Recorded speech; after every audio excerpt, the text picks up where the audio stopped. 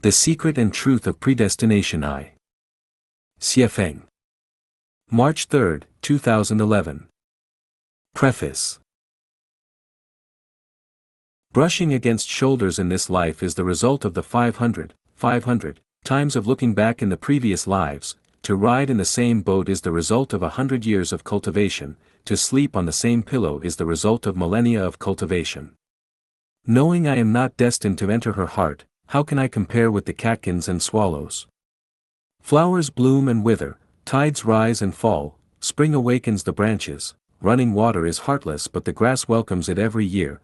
People may have sorrow or joy and be near or far apart, but the moon will still wax and wane. Born of these scenes, can the word sorrow suffice? Dynasties fall but mountains and rivers remain, so how many times can we see the beautiful sunset? The events of our world are like games of chess, each game is only new because it is destined to be so. In a life, people endure hardships and twists and turns in the mortal world and repeat samsara. Some people are designated to meet from thousands of miles apart but not to know their next-door neighbors. All these are predestination, all things are predestined. Definition of predestination. Predestination is the cause of generating, sustaining, destroying, and changing of all forms and all things, and is the cause of all events.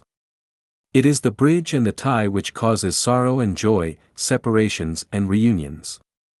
It is the factor which decides the development of matter and the origins of desires, words, and deeds connected to other things in the universe which are bound to happen in the future since beginningless time. It is a kind of debt after receiving others' services or graces which have not been paid back timely. It is the set of revenge, wrong with wrong. Several cases of predestination. 614 years ago, Emperor Qingzu of Ming, King of Yan, Zhu Di killed 873 members of the 9 tribes of the Fang Sheru clan, yet he still could not vent his anger and counted Fang Sheru's students as one clan and killed them all. Many people perished. Why did that happen? What was its cause? It turned out that Fang Sheru's father had selected a cemetery plot. At night, he dreamed that the Red Snake King was sticking his red tongue out and requesting earnestly that he delay the groundbreaking for 1 or 2 days so that his family could move away. The next day, the Fang family dug the earth and built their tomb as scheduled. Soon, the workers exclaimed, "We have found a red snake pit." Countless red snakes slithered and fled in panic. Fang Sheru's father ordered them to kill all the red snakes with fire and knives. That night, the bleeding red snake king cursed him in a dream, "I will kill as many of you as you killed of us." Shortly thereafter, the Fang family gave birth to a baby son, Fang Sheru. Born into a scholarly family, he was very smart and diligent as a boy. He was eloquent and charming in appearance, and his tongue was red. He was the reincarnation of the Red Snake King. He deliberately resisted an imperial edict from King Yan in order to enrage him and fulfill that curse by implicating his 9 tribes. After killing all 873 members of the Fang clan, the number still could not match the number of the red snakes killed on that day so very long ago. Fang Sheru deliberately provoked King Yan again, even 10 tribes, so what? The king then had all of Fang Sheru's students put to death and the Red Snake King finally got his revenge. In the ancient times, there was a prince who was very handsome, intelligent, and well-educated, and whose closest friend was a young man of equally excellent and outstanding virtues. Like knows like. The two would discuss state strategies, compose poems and couplets, and toast the moon together.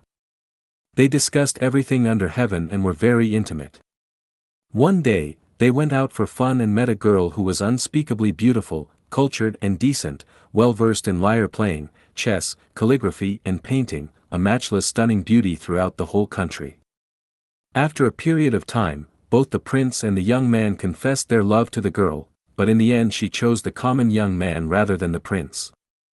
The prince fell into an abyss of depression and pain and went to see the most accomplished and eminent monk to ask him why this happened. The monk resorted to magic and presented the following view to the prince. On a beach, a beautiful naked woman laid motionless. A man came to the seaside and saw her. He approached her and placed his hand to her nose. Evidently, the woman was dead. He turned and walked away. A moment later, a second man arrived. He also saw the woman, and as the man before him had done, he examined to see whether she was alive, but she was indeed dead. He then removed his jacket, covered the woman, and went away. After a while, a third man came. After observing, he too realized that the woman was dead. He stopped and carried her on his back until he found a place at the beach to bury her. He also made a mark for her grave. The eminent monk then said, "The woman who you both love is the woman who died on the beach. The man who took his jacket off and covered her was you in a previous life, and she needed to repay your favor for a period of time in this one, but the man who buried her was your best friend and she needed to return his favor for the rest of her life." In the late Ming and early Qing dynasties, there was a man from Anhui named Lifechanyuan. One day, his knees were attacked by impetigo and he suffered a biting pain. As time went on, the impetigo grew worse as a person's face, with eyebrows, eyes, a nose, and a mouth appeared on it. Lifechanyuan turned to 130 physicians who not only could not heal him, but actually made it much worse. On December 7, 1651, in a dreamy state, Lifechanyuan faintly heard a voice coming from the impetigo on his knees. "I am Lu Xiaorong from the Liang dynasty of the Five Dynasties, 906 to 923. You killed me in the Luoyang palace. Today I come to take revenge. How can physicians cure you? Confess your sins to Buddha and perhaps you will be remedied." After Lifechanyuan woke from the dream, he stopped seeking physicians for help and swore to confess and to copy the Buddhist sutras. At first, he could stand up with the support of a cane, then he could stand and walk. Eventually he healed without taking any medicine. After more than 700 years, the soul was still looking for his enemy for retaliation. In the time of Buddha Sakyamuni, an elderly man wanted to be a monk. It is important for a monk to have good spiritual roots, so Sakyamuni asked his arhats, disciples, to see if this person had good ones to decide whether he could be a monk. All the arhats shook their heads after seeing this man and agreed, no good roots. Arhats could only see 500 cycles of life and found that he had never had any relationship with Buddha during those 500 cycles, so he did not have good roots. Sakyamuni then examined the man and proclaimed, in the beginningless time, he was a woodcutter. He came across a tiger in the mountain and was so scared that he climbed up a tree and cried out, "Namo Buddha." From his cry of, "Namo Buddha," today his good roots appeared. Sakyamuni ordained him, and he later rose to become an arhat himself. In the Shu kingdom, there was a bully named Guojingzhang. One day, he was drunk and hit a poor man, Zhaoan, with a wine pot. The mouth of the pot smashed his head and killed him immediately. Guojingzhang gave Zhao and son a lot of money to help conceal the matter from the law. Soon afterward, Guojingzhang's head grew a sore about 3 to 4 centimeters deep like the one where the pot had hit Zhaoan. His bone was exposed, he bled and discharged a constant stream of pus, and he could occasionally see Zhao An's face in it. The sore eventually penetrated into his throat and killed him. A scholar in the Yuan dynasty was seriously harmed by a friend. That night, he became enraged and determined to kill the man. He passed a temple on the way to his former friend's house, where an eminent monk stood at the gate. From his deva eyes, the monk saw that the scholar was tailed by a vicious demon. As the scholar arrived at the door of his intended victim's house, an idea struck him: he has turned from being my friend to my enemy, but his mother and wife did me no harm. If I kill him, they will both lose their means of life. After several rounds of inner struggling, he decided to forgive the man, forget the idea of killing him, and go away.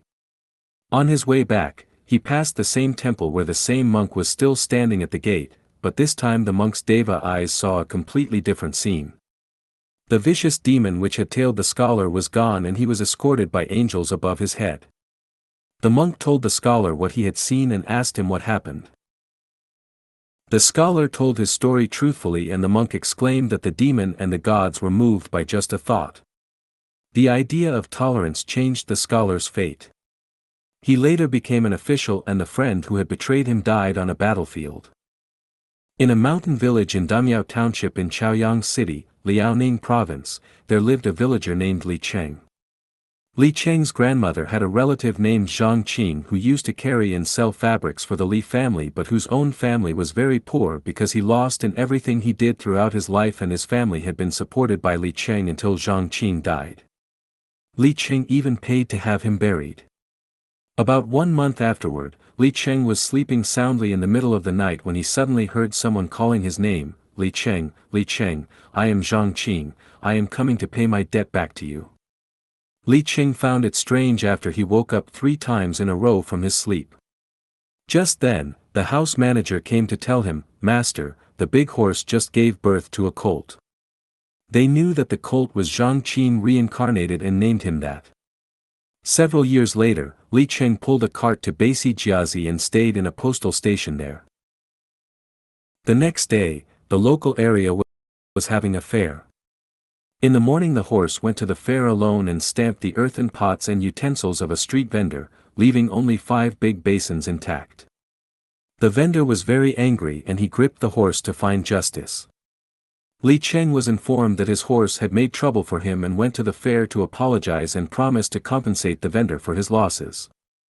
Li Cheng yelled, Zhang Qing, what is wrong with you today?" The vendor wondered why the horse was named Zhang Qing. Li Cheng told him about Zhang Qing's home and his reincarnation into the horse. The vendor said, "I knew Zhang Qing. I bought some fabrics while he was alive and I still owe him money." He then calculated his losses from the daily wares and the value was exactly what he owed to Zhang Qing, so the balance was even. They all understood why the 5 big basins were left untouched. Yuan Liao Fan, the author of The 4 Lessons of Liao Fan, in the 16th century was from Jiashan, Zhejiang. When he was young, a fortune teller predicted the good and bad fortunes to come in his life, including his rankings in the imperial examinations, his official titles, that he would not father a son, and when he would die. Later, many things were fulfilled accurately just as the fortune teller had predicted. Every day he became increasingly idle, knowing that his fate was predestined and that everything would come along automatically. Then he met Zen master Yungu who told him, "Fate is created by the self and blessings are sought after by the self. Pursuing it in a correct way, attaining it, depends on your destiny." He began to understand that fate could be changed and became determined to amend his faults. He became tolerant of others' wrongdoings to him and committed to doing good with the greatest determination and perseverance. Surely enough, the original predictions lost accuracy after he decided to change his fate. Not only was he promoted to higher offices, but he also fathered 4 sons and survived a full 16 years longer than had been predicted.